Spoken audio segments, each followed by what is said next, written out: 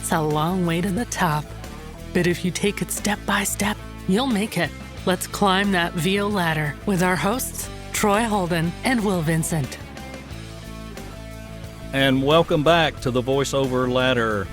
A couple of Looney Tunes here trying to guide you on your way in your voiceover startup and your career. I'm Troy Holden near Nashville, Tennessee, and that guy, Will Vincent, Central Minnesota. How you doing?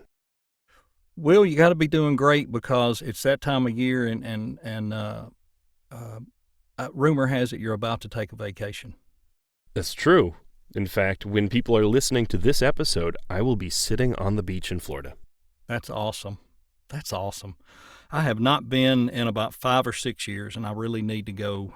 This would be a good year to go, just in case things get busy next year and I can't go. Well, I could go, but you know how that is. So today we're going to talk about voiceover finance, and we don't mean financing your voiceover career. We may talk about some of that, but we want to talk about all the nuts and bolts that go into kind of working for yourself, and if you're still working a day job and you're trying to get set up to where you can just work for yourself. We're just going to touch on a lot of that today, and as we always say, this is a bucket of opinions. You know, we're going to encourage you to get proper advice, but we're going to talk about some things that we've either run into or know of, and please from there go see somebody that really knows what they're doing that can help you. We know a little about everything, but a lot about nothing some days. That's accurate. My favorite part of all of this is that transitional part and setting yourself up to transition. That I think that's where I've got the most interest, because I feel like that's where I'm rocking the boat right now and trying to find my way. And for me, it's been trying to decide when to invest and when not to invest in the growth of this business. And everybody that's been listening knows, and both of us have been doing coaching and workshops, and you know, we've upgraded things. You've got a whisper room. I built a version of a walk-in closet and tried to insulate it up and foam it up to where I wouldn't be sitting in a tent. And now I've realized I don't have an air conditioning vent in here, and I'm gonna frickin' die. But there's so many things you can be doing to get ready to get out there full time. So we'll touch on that too. But I know one of the things Will has talked about is setting yourself up in different ways, LLCs and things like that. Well, before we even get to that, let's start with that transition thing. That's a good place. A lot of people start doing voiceover while they're working a full-time job. I am, you are. Lots of people do. And lots of people never go beyond that because maybe they just want to make a little extra money on the side. That's cool. But if you do want to go full-time, the question always comes up, when do you know? When is it time to pull the plug on the day job and go full-time on VO? You know, not everybody's going to get thrown into it by being laid off or fired from their day job, which, while unfortunate, there's something to be said for having to make the money to make ends meet, you know? Right. Like, if I don't get enough work, I'm not going to eat this week. There's something to be said for that. But how do you know when you're working for yourself and for somebody else, when it's time to stop working for somebody else and just do your own thing? Well, I think conventional wisdom makes a lot of sense here, and that is that when your day job is limiting the amount of money that you can make on your new venture, that's when you pull the plug. So that doesn't necessarily mean that the new venture has already caught up in earnings to the day job, but it's got to be on that trajectory. Otherwise, why would you do it? But if you're getting to a point where, look, I can't book more because I'm not available to record during the day when, you know, studios want to connect and do live sessions and stuff like that, well, that's a big hindrance. You know, you could maybe take a day off here and there to do that, but you're not going to be able to do that long term.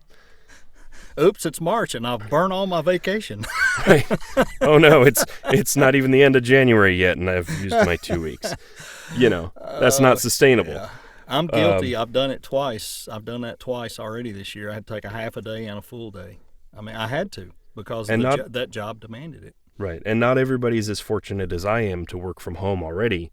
So I work, feet from my studio and have a flexible schedule. Unless I have a meeting that I have to be in, I'm able to get up and come in the booth and record and do whatever I need to do. I spent the past 2 days working on my deck and then working, at night to make up for it because it was finally sunny out.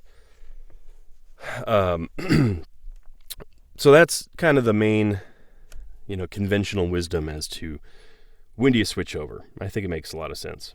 It does. It does. A lot of people want to put a financial number on it, and I just think that's hard to do. I mean, I've heard people say, when I'm making at least half, that means if I were here more, I could probably make what I make. Maybe. That's maybe not a bad way to look at it, but unless you have about 3 months of income put back, that's a heck of a dice roll right there to me, because most people are not able to sustain on half what they were making very long. You just can't. I mean, our society is not geared to where most of us have 6 months income put back and we can float it and make it. So that's just kind of risky. And I'm right there with you when it's totally interfering and you can't get to it and you're feeling that pressure and you're stressing yourself out at night. And we know this too by Voices.com, and that is a great advantage to be working at home. You can hit some of those good auditions and get in on the front 20 or 30 people, whereas a lot of the stuff that I see in the afternoon already has 70 or 80 people. It's not that you're not going to get listened to. A lot of them still do. But it's something about by the time they get to number 70 or 80, they got to be really tired of listening to people.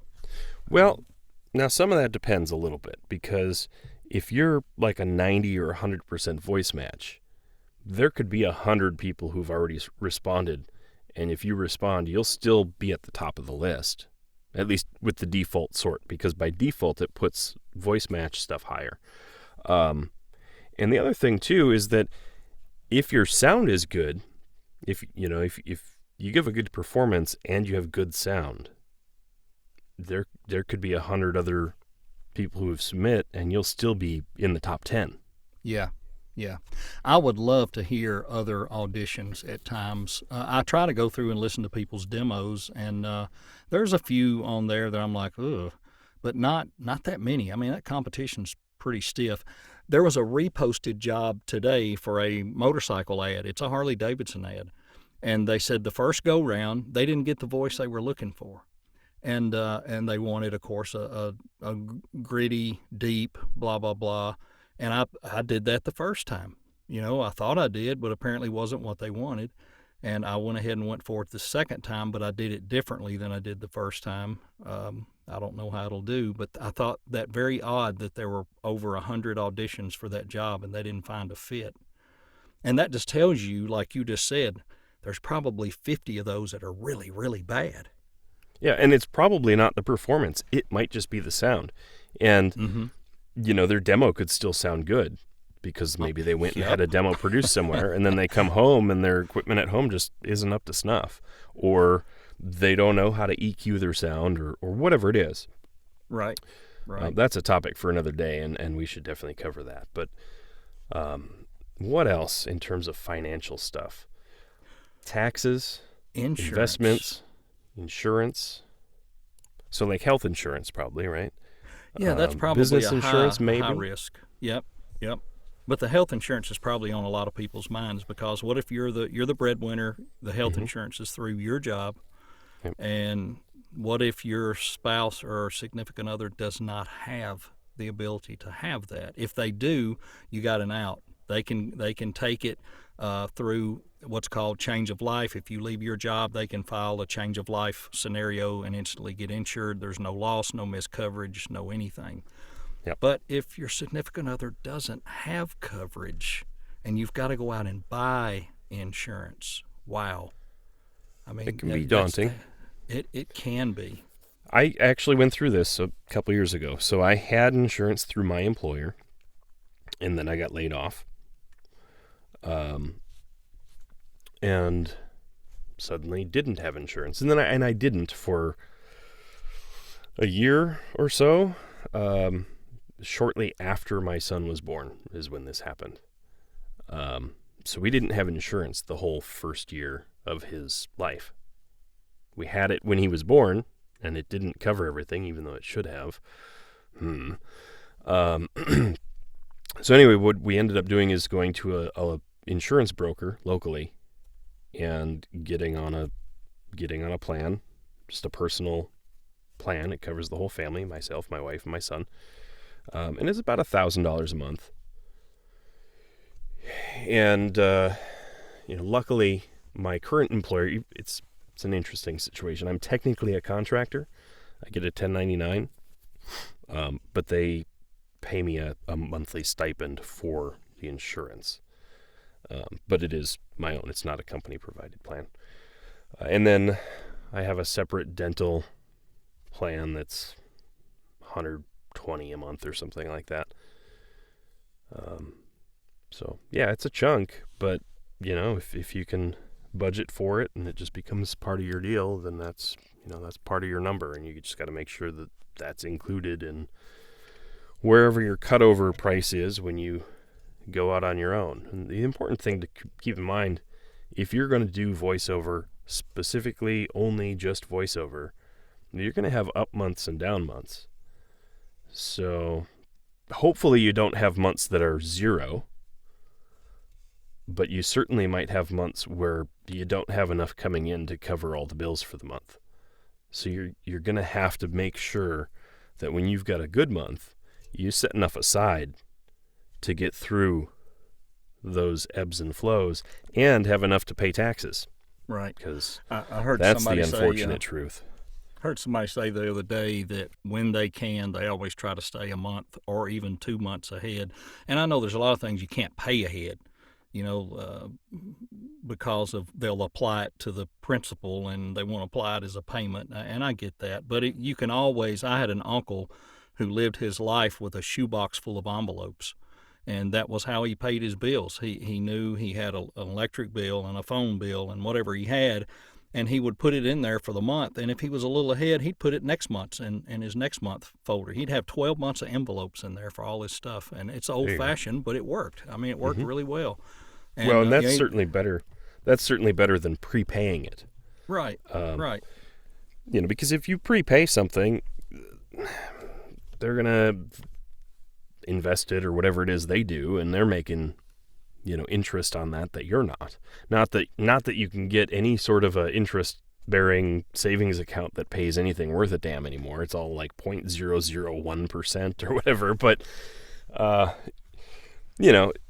point being, you shouldn't be giving people free loans essentially by giving them money ahead of time.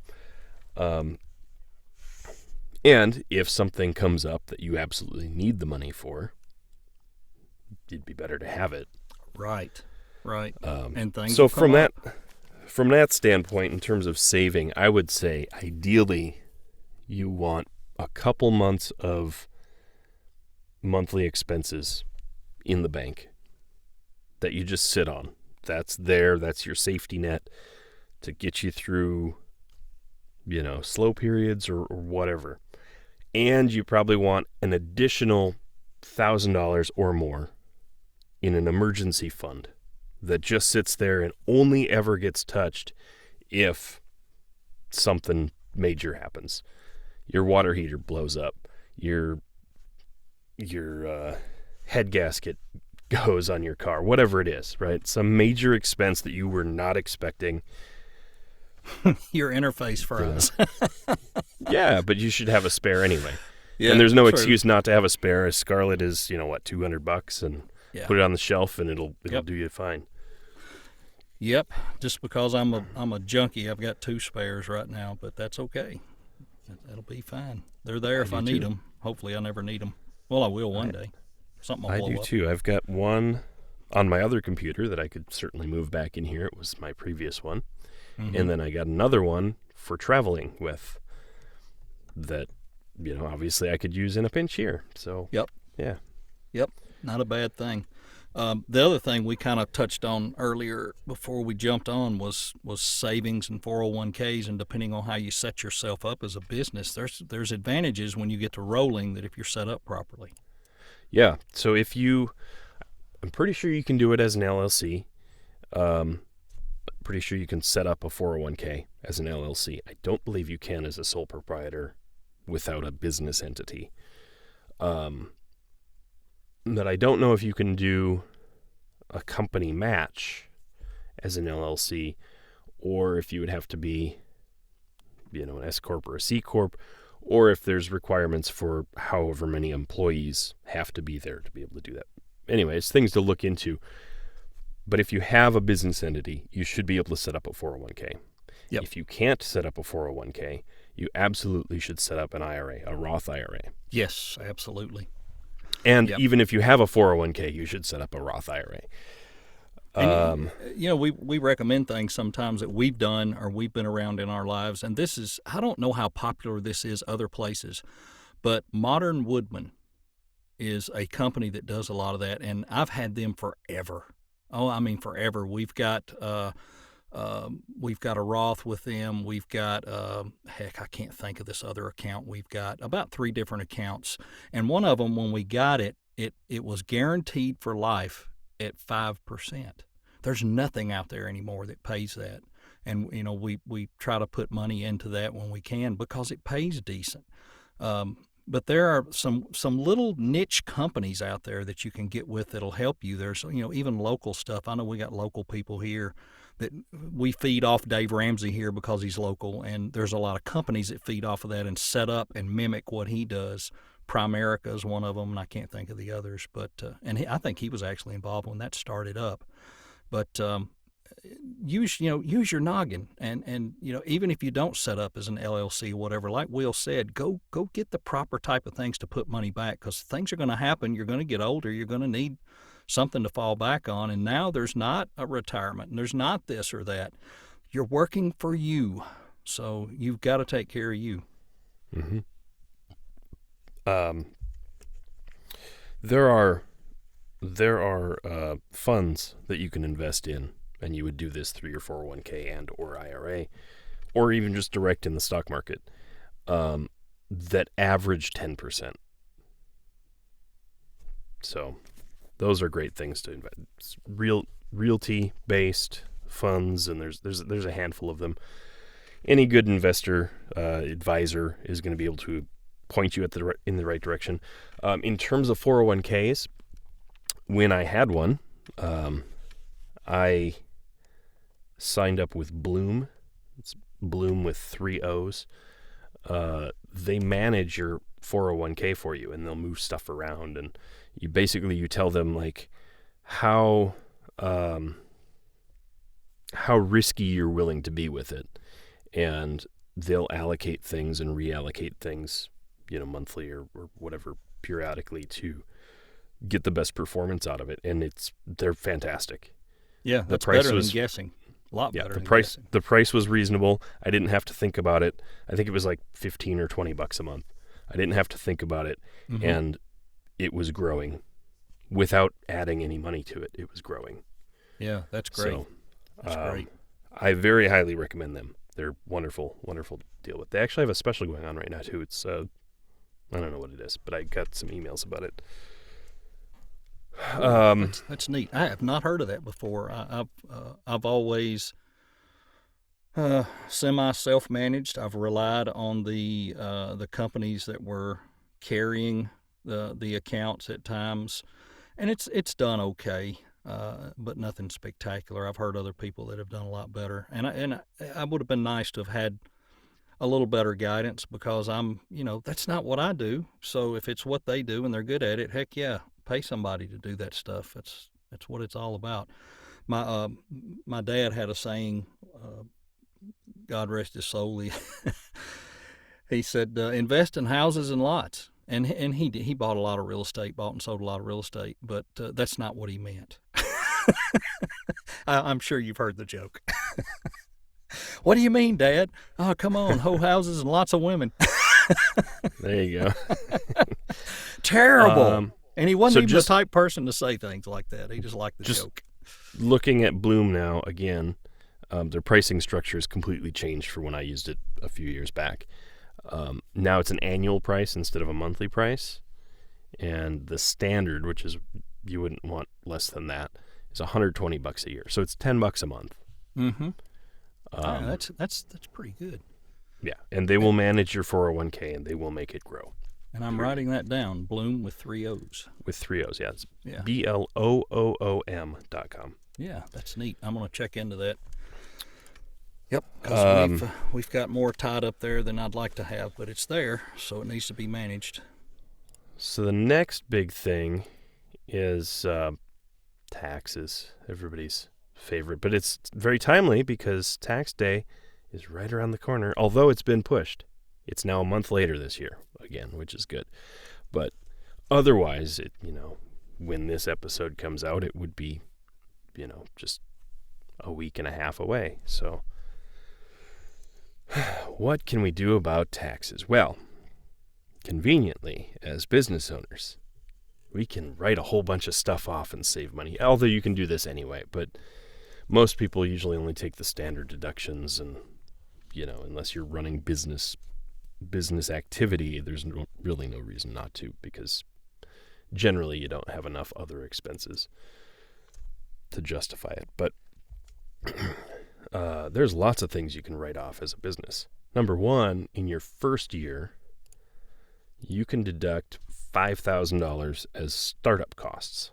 So anything that you spend to start up your business, buying computers, buying paper, buying pens, subscribing to services, getting a phone line, buying a cell phone, buying whatever it is, as long as it falls into the startup cost bucket, which is anything that's necessary to get your business going, you can deduct that $5,000 the first year. Anything beyond that, you have to depreciate over time. And ideally, you get yourself a CPA, because you don't need this headache. You got other things to worry about. But some other things to be aware of: advertising. You can write off all of your marketing costs every year, and that's any traditional advertising in newspapers, TV, internet, cable, magazines, marketing activities, direct marketing, so costs associated with sending out emails or a service that sends out emails for you. Promotional and public relation expenses. If you sponsor somebody's attendance to an event, for example, if you have promotional items created or printed, mugs, hats, t-shirts, pens, whatever it is, those costs. Regular online advertising, pay-per-click stuff, and SEO services to get people to your website hosting costs, website maintenance costs, logo design, business cards, brochures, web pages, basically anything, as long as it's not associated with a political campaign. And here's one other caveat I'm aware of: you can deduct the cost of adding signage to your car, but you cannot deduct operating expenses of the vehicle as advertising just because there's a sign. And in terms of other signs, temporary signs can be deducted. Permanent signs, that's something that's there for longer than a year, is considered permanent. You can depreciate the cost of installing it, but you can't claim, yearly, you can't claim that whatever. What else can we deduct? Well, you can deduct square footage that you're using in the home. Yep, and a percentage of all the utilities. Yep, so absolutely. Even down to your cable, because you're making commercials and you need to see those. Well, and your internet's probably through your cable too, right? Mm-hmm. Yeah. So there you go. At least mine is, and other people are DSL or fixed wireless or whatever. Now, but and you were talking about signage on a car. Now, if you have to drive somewhere to do voiceover, if you have to drive to a studio or go somewhere, keep up with that mileage, but be daggum sure you write down everything, who it was, what the project was, everything, because they are very picky on mileage. Yeah, if you get audited for any time, you need to be able to prove all of these deductions. So save all your receipts, make very detailed logs.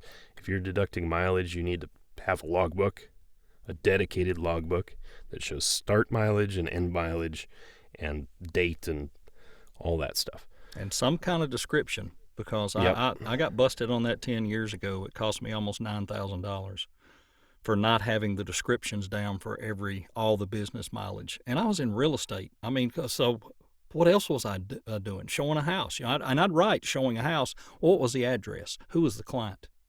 And they hosed me on that because there was nothing else to hose me on, so they hosed me on that. So yeah, that was probably somebody that was kind of grumpy, just looking to absolutely grumpy.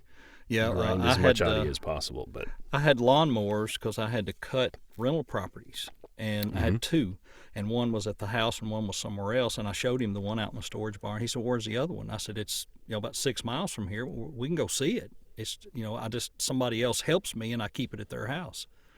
And he really didn't believe that mower was there, and I had to drive him over there the 6 miles and show it to him because they were identical mowers. I bought them both at the same time. What a jerk! Jeez. What a jerk the guy was. Unbelievable. And two, don't forget all of your platform fees. Anything that you pay, if you're on Voices 123 or Voice 123, Voices.com, whatever you're on, all that stuff you pay is deductible. Gosh, there was something else I had on my mind, which you already covered, like the startup costs. But if you have pieces of equipment that play out and you got to replace them, most of that should be, I think, if I remember right, in there like an amount per year. As long as you don't go over that amount, you can write it off that year. But if it's over a certain amount, you have to carry it, I think. Yeah, I think it depends on what it is. And again, this is a perfect reason why you need a CPA, because you could try and wade through this stuff and figure it out yourself. Documentation exists, but if you've ever seen the tax code, the book is like several feet thick. Mm-hmm. You don't need to figure that out yourself. There are people who are very, very, very good. Right. And that's all they do, and they love to do it. Yep. Let them do it. Yeah, you just bring them your info. Keep good records. I even go back through my checking statements because it's very difficult sometimes to get everything down. So I'll go through my checking statement and I print them off at the end of the year. I print all 12 months off, and I'll go through with a highlighter to see if there's something maybe I didn't have a receipt for or I missed it. Oh, man, I wouldn't even wait that long. Try to do it monthly. Yeah, it would be easier to do it monthly. But what's really easy, the stuff that I'm talking about, it's all farm-related. So all I'm looking for is TSC or co-op or whatever, and I go through real quick and highlight those because we buy so much on a debit card. We don't write checks anymore. People hardly do that anymore. So I don't have all those canceled checks I could go through and here are all these receipts. So this is, it's the new way, I guess. But... yeah, just keep good records. I started on my voice overview, loading it and trying to do better with it and keeping that up. And I think that's going to help as far as knowing what's coming in. But on the going outside, I try to keep an Excel spreadsheet and put stuff in there every month, either off the receipt, off the debit card or whatever, just to have it. All the recurring expenses, Adobe Audition every month and whatever I'm paying for music and whatever.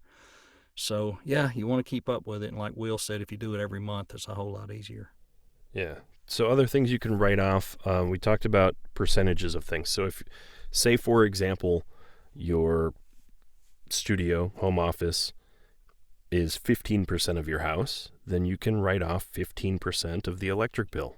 You can write off 15% of your gas bill, 15% of your mortgage. Although the mortgage might be a little bit different. You might have to do home depreciation, things like that. But again, CPA, they'll get you sorted. Meals, if you go out to a convention, a conference, you're taking a client out for coffee, stuff like that, you can deduct a portion of that. If you're traveling, you can deduct your portion. Say you go, for example, when I'm in Florida, if I were doing 4 hours or more of work per day, work activity, which that could just be sourcing, email contacts or whatever. It doesn't matter as long as it's work activity. And I don't think I'm going to. I think I'm going to actually have a vacation. But if I did 4 hours per day, I could write off my half of the trip expense. Travel, like Troy said, if you have to go to a location to record or for any other purpose for business, keep track of your mileage. There are standard deductions you can take, or you can also do depreciation of your vehicle. But in general, most people opt to do mileage because the mileage actually works out in your favor. The standard mileage deduction, let's see, for 2020 was 57.5 cents per mile, and in 2021 is 56 cents per mile. That's going to add up quick. Self-employment taxes. So here's the rub. If you work as a sole proprietor or an LLC, sole proprietorship, you're going to pay whatever you pay in federal and state taxes plus an additional 15.3% self-employment tax. That covers Medicare and Social Security. You can avoid that if instead of being an LLC or a sole proprietorship, you become incorporated and give yourself a paycheck, in which case the business pays the employment tax instead of paying self-employment tax, and that's lower. I believe there's other benefits to that too. I don't currently do that. I may do that at some point. Have to consult with a CPA. Right. Something to be aware of. Right. Yep. That's like if your knee hurts, go to the doctor. Yep. You want to get your taxes and get yourself set up right, go see a CPA. That's what they do. Yep. And even just to figure out, like, okay, I'm starting this thing, or I've been doing this thing, and, I want to make sure that I'm doing everything I can to minimize my tax liability. Get advice from them, because they'll be able to help you structure your business in a way that exposes it the least. And, everybody wants to keep as much of the money that they earn as they can, because frankly, you should be able to keep all of it. That's my opinion. Yep. It's your money. You earned it. The That's government right. didn't. That's right. That would be nice. Well, hopefully we've passed along some tidbits and information and things that'll help. And at least, like we said, bottom line, go see a CPA. But there are a lot of things you need to be doing even before that, keeping up with expenses, keeping good records. And that's on both sides, what you're making and what you're spending. Most of these platforms will provide you some reporting mechanisms you can use. I know I print mine every month as far as what they have paid me for, and I try to keep up with it that way. And plus, it kind of gives you an indicator of how you're doing and all that. It's not a bad thing. But stay on top of it, stay ahead, and go get a CPA. Yeah. The bottom line is, this is a business. You have to treat it like a business. If you don't, it's a hobby, and it will only ever be a hobby for you. And what do they say about hobbies and businesses? People who have a hobby lose money. People who run a business make money. We want you to make money. Yeah. Run your business. That's right. Make money. Make it a business. And it will give you more confidence when you realize it is a business. And that day will hit you. It'll hit you when you get to a certain point and you say, I got to start organizing. I got to start doing better. And I hit that this past month. I just said I don't want to get in the mess I was in to go get my taxes done where I'm gathering everything. I want to be prepared, and I want to treat this thing right, and I want to be able to answer mainly to myself. So, Well, we hope we helped somebody today. We hope we didn't bore you to death. And you know what? You give somebody give us a subject, we can talk about it for 30 minutes. We've proven that 2 weeks in a row, and by God, we'll do it again. Everybody have a wonderful week as Will prepares for vacation and I prepare for mowing grass and pastures. And it's time for old Tater to flop down and call it quits. It's been a long day. But Will, you and I shall talk very shortly. Yes, sir. All right, everybody have a good one. The VoiceOver Ladder is available on Spotify, Apple, and Google. Be sure and subscribe so you don't miss an episode, because we may drop one at any moment. Do we know what we're doing? Not really. But we are learning and making progress, one rung at a time, as we all climb the VO Ladder. Thanks for listening to the VoiceOver Ladder. This podcast is not instructional, but it's a conversational pile of opinions on what has or hasn't worked for some people. It's just advice, and nothing's guaranteed. And like life, you try some things out and you see what happens. We do appreciate you listening, though, and look forward to your comments on our podcast and ideas you might have for future shows. And until then, keep on grinding.